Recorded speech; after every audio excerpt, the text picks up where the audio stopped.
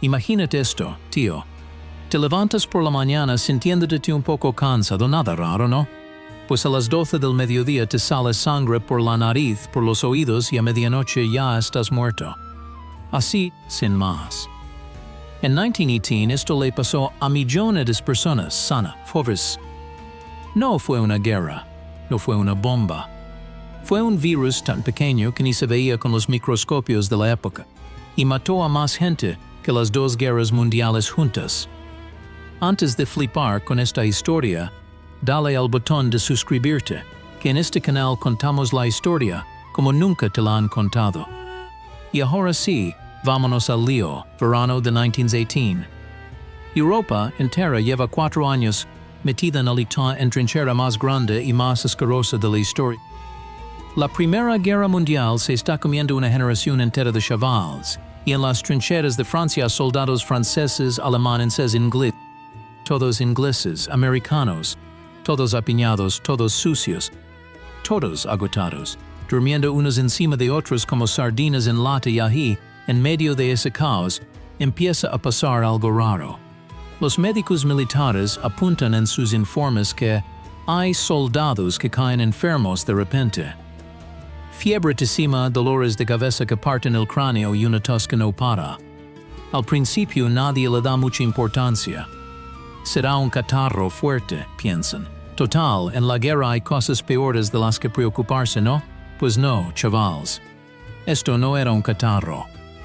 Esto era el principio del apocalipsis biológico más grande que ha visto la humanidad moderna. Aunque la llamamos gripe giro de la historia, y este te va a sorprender. La llamamos Gripe Española. Casi todos probablemente no empezó en España. En que esta pandemia probablemente no empezó en Kansas. Hay varias teorías apunta a un campamento militar en Kansas, Estados Unidos, llamado Camp Funston, un cocinero del ejército, un tal Albert Gitchell. Fue el primer caso oficialmente registrado. En pocas horas, más de 100 soldados de ese mismo campamento cayeron enfermos. Y como esos soldados americanos se embarcaban hacia Europa para luchar en la guerra, el virus se subió al barco con ellos. Literalmente viajó en primera clase hacia el matadero europeo. Otras teorías apuntan a China, otras a Francia. La verdad es que, a día de hoy, con toda la ciencia que tenemos, todavía no sabemos con certeza absoluta dónde nació este bicho. Lo que sí sabemos es lo que hizo después. Y te aseguro que no vas a poder dejar de escuchar. Aquí está el giro que a los españoles les revienta cada vez que les escuchan, así que agárrate. España cargó con el nombre de esta pandemia durante más de 100 años, probablemente ninguna culpa de haberla originado. Pura mala suerte y política, macho. Pura mala suerte política, macho. Francia, Alemania, Inglaterra en guerra. Francia, La Paya. Italia. Todos estos países tenían censura militar total. Los periódicos no podían publicar nada que hiciera bajar la moral de sus tropas ni de su población, así que si miles de soldados franceses o alemanes estaban muriendo de gripe, esa información se tapaba, se maquillaba. La guerra era lo primero, pero España era neutral.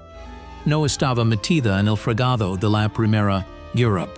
Y como en Tamalt no había censura de guerra, la prensa española publicaba con toda libertad todo lo que estaba pasando con esta enfermedad, incluyendo de 1918 el mismísimo rey de España, Cayo Simayas, Alfonso XIII, el rey.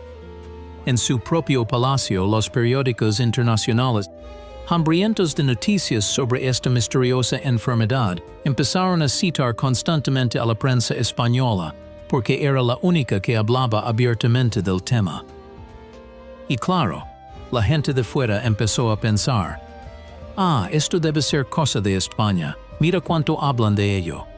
Y así, sin comerlo ni beberlo, España se quedó con el muerto, literalmente más de un siglo. De hecho, aquí va otro dato curioso que te va a sacar una sonrisa. En España, a esta misma gripe la llamaban de una forma muy diferente y bastante graciosa. La apodaron el soldado de Nápoles, en referencia a una canción de zarzuela muy popular en aquella época llamada la canción del olvido. ¿Por qué? Porque decían que la enfermedad, igual que la melodía de esa canción, se te metía en la cabeza y no había manera de sacártela. Los españoles, siempre con su sentido del humor incluso en medio del drama. Vile, ahora viene la parte más dura de la historia, así que prepárate. Esta pandemia no vino de una sola vez. Vino en 3 oleadas y cada una fue peor que la anterior en cuanto a mortalidad, aunque no necesariamente en cuanto a número de contagios. La primera ola en la primavera de 1918 fue relativamente suave. Mucha gente se contagiaba, tenía fiebre unos días y se recuperaba sin mayor problema. Era casi como una gripe normal. Nadie sospechaba lo de 1918. Y ahí el virus mutó, se volvió muchísimo más agresivo,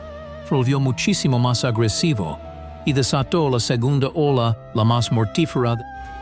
Y aquí viene el dato que deberá helar la sangre. Esta gripe, al contrario que la mayoría de enfermedades respiratorias, no mataba principalmente a los ancianos ni a los niños pequeños. Mataba sobre todo a jóvenes sanos de entre 20 y 40 años. Gente en la flor de la vida. Los científicos hoy en día creen que esto pasó por un fenómeno llamado tormenta de citoquinas. Básicamente, el sistema inmunológico de una persona joven y fuerte reaccionaba tan violentamente contra el virus que terminaba destruyendo sus propios pulmones en el proceso. Es decir, no te mataba el virus directamente, te mataba tu propio cuantando defenderse. Una ironía cruelísima de la biología. Los síntomas eran aterradores. La piel de los enfermos se ponía azulada, o incluso casi negra por la falta de oxígeno, un fenómeno que los médicos de la época llamaron cianosis heliotropo. Muchos pacientes sangraban por la nariz, por los pulmones se llenaban de líquido tan rápido. Los pulmones se llenaban zerbrai tan rápido, se ahogaba en su propia sangre en cuestión horas. Un médico de la época describió que veía a soldados sanos por la mañana y muertos por la tarde. Sin exagerar, la tercera ola llegó a principios de 1919, algo más suave que la segunda pero todavía letal, rematando la faena en varias regiones del planeta que ya estaban agotadas. En total, se calcula que esta pandemia es de personas, es decir, 1/3 de la población mundial de aquel momento, y la cifra de toda la población mundial de aquel momento. Son escalofriantes. Los cálculos más conservadores hablan de 20 millones de fallecidos, pero muchos historiadores y epidemiólogos actuales elevan esa cifra hasta los 50 millones, e incluso hay estudios que hablan de 100 millones. Para que te hagas una idea, la Primera Guerra Mundial, con todos sus errores, se llevó por delante a unos 17 millones de personas. La gripe la triplicó, como mínimo. Ahora te voy a contar cómo vivió esto la gente de Piumont, porque aquí es donde la historia se pone realmente humana. Y te prometo que hay momentos que te van a poner los pelos de punta.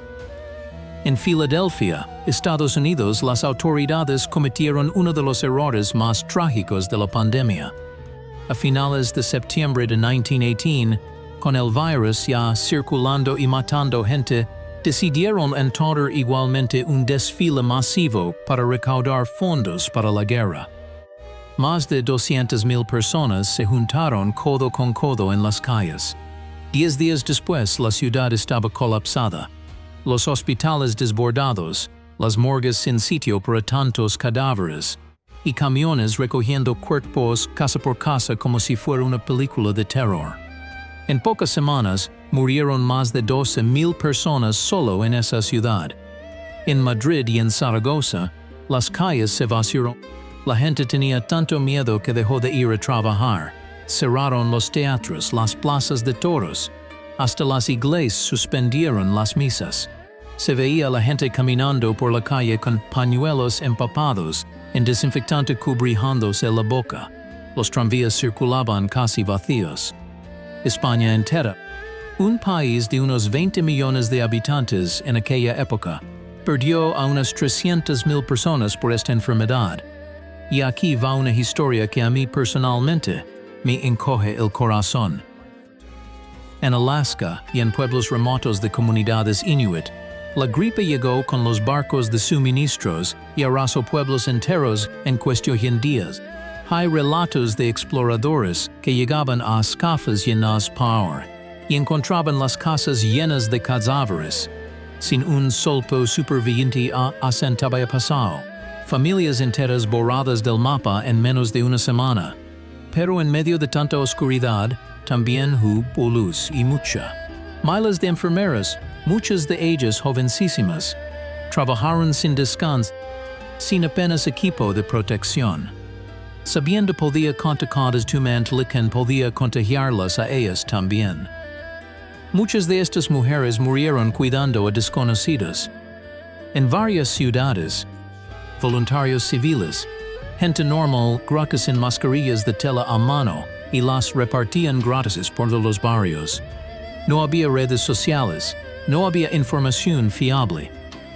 No había vacunas ni antibióticos, porque ni siquiera se sabía todavía que los virus existían como los conocemos hoy.